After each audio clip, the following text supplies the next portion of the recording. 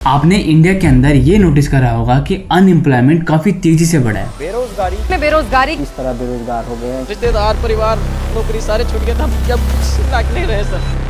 मतलब कि जो बेरोजगारी है वो काफी तेजी से बढ़ी है। जब हम अपने आसपास देखते हैं तो हर किसी के पास आईफोन होता है, हर किसी के पास अच्छी बाइक होती है और हर किसी के पास एक अच्छी कार होती है। लेकिन जब उनके पास जाकर पूछा जाता है कि आखिर आप करते क्या हो, आपके पास इतना अच्छा फोन है, इतनी अच्छी गाड़ी है और इतनी अच्छी बाइक है, तो जवाब मिलता है कि कुछ भी नहीं। ये फोन तो मैंने EMI पे लिया, ये गाड़ी मैंने EMI पे ली है और ये बाइक भी मैंने EMI पे ली है और ये सब कुछ मैंने सिर्फ दिखाने के लिए लिया। 150 रुपए में 1 किलो आ जाए, ये वो एप्पल नहीं जो 1 लाख में एक आता है, ये वो एप्पल है। इवन जेनजी के अंदर शो ऑफ का जो क्रेज है वो इतनी तेजी से बढ़ रहा है कि अगर इसका कंपटीशन किया जाए तो इंडिया नंबर 1 पे आएगा। आखिर इंडिया के जेनजी को शो ऑफ करने की जरूरत क्यों पड़ रही है? पहले किसी के घर में चेतक स्कूटर आ जाता था तो पूरी फैमिली खुश हो जाती थी, लेकिन आज के टाइम पर लोग ऑल्टो से भी खुश नहीं हो रहे। सबको चाहिए रोड प्रेजेंस वाली कार, साथ ही उसमें सनरूफ भी होना चाहिए। बजट चाहे 5 लाख भी ना हो, लेकिन शादी ऐसे करेंगे जैसे कि कोई राजा बेटा हो। लोग अपने मकान को बैंक में गिरवी रख के अपने बेटे को बाहर कनाडा भेज रहे हैं पढ़ाई करने के लिए, वो भी सिर्फ क्यों? दिखाने के लिए कि हम भी कुछ चीज है। अब तो जेनजी का जो सीन है वो और भी ज्यादा आगे निकल चुका है। आधी सैलरी चले जाती है एक कॉन्सर्ट के टिकट खरीदने में, और जब कॉन्सर्ट में नहीं जा पाता है वो फेक वीडियो खरीदता है और इंस्टाग्राम में स्टोरी डालता है ताकि ऐसा लगे कि वो भी वहाँ पे गया था। सैलरी चाहे 20,000 हो, लेकिन कॉफी पियेंगे स्टारबक्स में और शॉपिंग करेंगे ज़ारा में और ट्रैवल करेंगे उबर में। इसी का नतीजा है कि लोन NPA 500% से भी ज्यादा का बढ़ चुका है। लोग लोन तो ले लेते हैं लेकिन उसको कभी चुका नहीं पाते। मतलब हिस्ट्री की सबसे गरीब जनरेशन बनने के लिए हमारा जो यूथ है वो सबसे आगे बढ़ रहा है।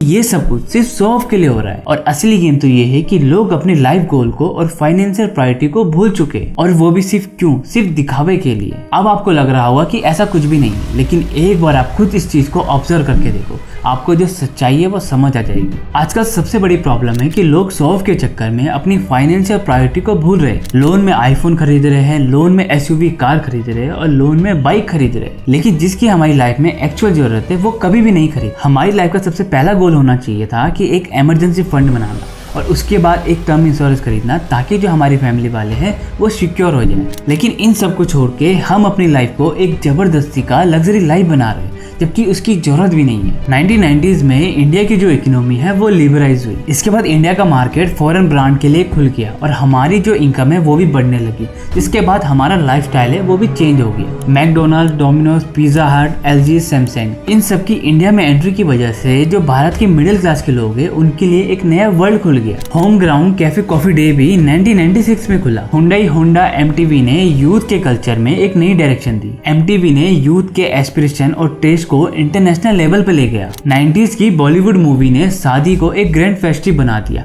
मेहंदी, हल्दी, संगीत इसको एक लग्जरी तरीके से दिखाना शुरू कर दिया। पहले दहेज में साइकिल मिला करती थी, लेकिन उसके बाद धीरे धीरे स्कूटर मिलना शुरू हुआ। लेकिन आज के टाइम पे कारों से नीचे तो बात ही नहीं होती है। और जो कपड़े एक्सेसरीज जरूरत के लिए नहीं बल्कि दिखाने के लिए खरीदने लगे। ईयर 2000 के टाइम पर दिल्ली को शो ऑफ का कैपिटल कहा जाता था। यहाँ पर जितनी अमीरी होती थी उससे 2 गुना दिखाई जाती थी। ब्रांडेड टी-शर्ट चाहे सरोजनी मार्केट से खरीदे हो, लेकिन उसको ऐसा दिखाया जाता था कि उन्होंने कोई शोरूम से खरीदा है। शूज पर अरमानी लिखा होता था और गोगल्स पर पराडा लिखा रहता था। इंस्टाग्राम, फेसबुक ने एक ऐसा एनवायरनमेंट बना दिया है कि लोग अपनी लाइफ का बेस्ट वर्जन दिखाना चाहते हैं। टाइम्स ऑफ इंडिया के अनुसार भारत के अंदर जितने भी आईफोन बिकते हैं उसमें से 70% आईफोन EMI में बिकते हैं। मतलब कि 10 में से 7 लोग ऐसे हैं जो कि एक्चुअल में आईफोन को अफोर्ड ही नहीं कर सकते, लेकिन वो खरीदते हैं सिर्फ अपने स्टेटस को चमकाने के लिए। आईफोन की तरह SUV कार्स भी इंडिया के अंदर एक नया फ्लैक्स है। इंडिया के अंदर लास्ट फाइनेंशियल ईयर में 4.3 मिलियन कारें बिकी है और इसमें सबसे ज्यादा थी SUV कार्स। टाटा पंच, हुंडई, किया सोनेट, महिंद्रा थार, ये सब टॉप सेलिंग मॉडल है। और जब लोगों से पूछा जाता है कि आपने ये कारें क्यों खरीदी है, तो जवाब में मिलता है कि इंडिया की सड़कें खराब है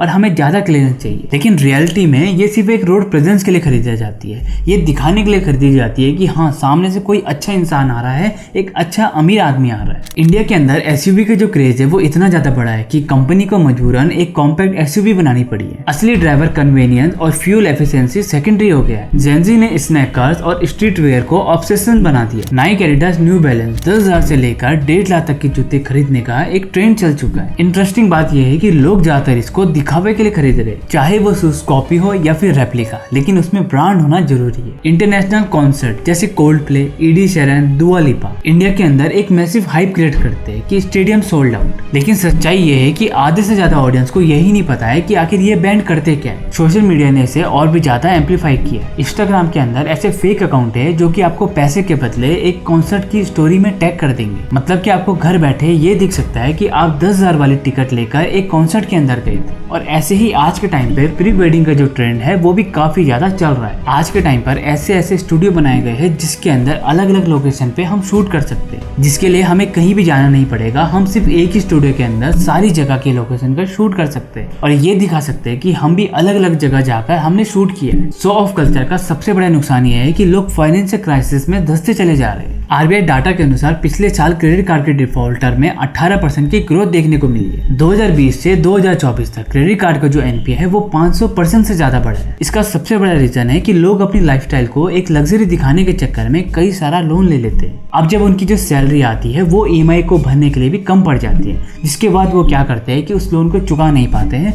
और डिफॉल्टर बन जाते हैं। एक आंटी जो मंदिर के बाहर फूल बेचती है, वो अपने बेटे को अपनी बचत से एक आईफोन दिला देती है, यहाँ तक कि वो उस आईफोन के चक्कर में 3 दिनों तक भूखा भी रहता है। हम बेचीला भैया ये खाली हमसे 3 दिन से खाना ना खाता हूँ। अच्छा, ये खाना नहीं खा रहे, आईफोन के लिए खाना नहीं खा रहे? नहीं। ये है हमारे शो ऑफ कल्चर की रियलिटी। अब आप बोलोगे कि यार तूने तो इतनी सारी प्रॉब्लम बता दी है, लेकिन इसका सॉल्यूशन क्या है? सबसे पहला है लोन ईएमआई। हर चीज को फाइनेंस में मत लो, अपनी नीड और डिजायर में फर्क समझो।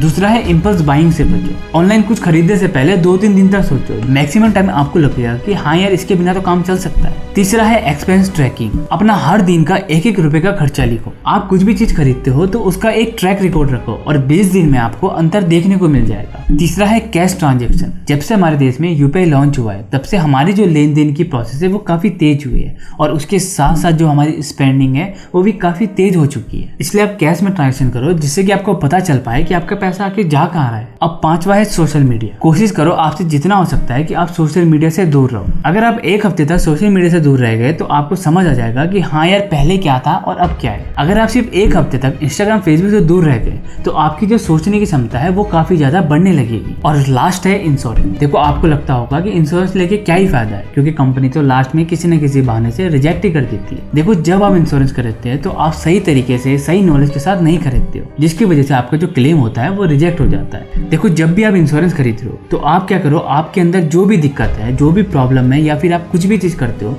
तो आप सीधा सीधा कंपनी को बता दो कि मैं ऐसा करता हूँ। क्योंकि अगर आप अपनी प्रॉब्लम को पहले ही बता दोगे, अपने अंदर जितनी भी बीमारियां हैं उनको पहले ही बता दोगे। कोशिश करो कि आप कई सारी रिसर्च करो, कई सारी वीडियो देखो और उसके बाद ही अपने लिए कोई इंश्योरेंस खरीदो। देखो लास्ट में आपको यही बोलना चाहूंगा कि आप इस सॉफ्ट के कल्चर से जितना दूर रहोगे आपके लिए उतना ही फायदा है। जब एक्चुअल में आपको पैसों की जरूरत होगी तो वो तो आपके पास रहेगा ही नहीं, क्योंकि आपने तो सारा का सारा पैसा अपने सॉफ्ट के चक्कर में उड़ा दिया। कोशिश करो सबसे पहले एक इमरजेंसी फंड बनाओ और कोशिश करो जितना ज़्यादा हो सके उतना ज़्यादा इन्वेस्ट करो। और कोशिश करो आपको जितनी भी चीज़ लेनी है वो कभी भी लोन में मत लो। अगर आपको नीड है तो ही लो, और अगर आपको कुछ भी चीज़ लोन पे लेने की जरूरत पड़ रही है तो इसका मतलब वो आपकी जरूरत की है ही नहीं। मैं उम्मीद करता हूँ कि आपको इस वीडियो से कुछ ना कुछ वैल्यू जरूर मिली होगी। मिलते हैं नेक्स्ट वीडियो में, तब तक के लिए जय हिंद, जय भारत।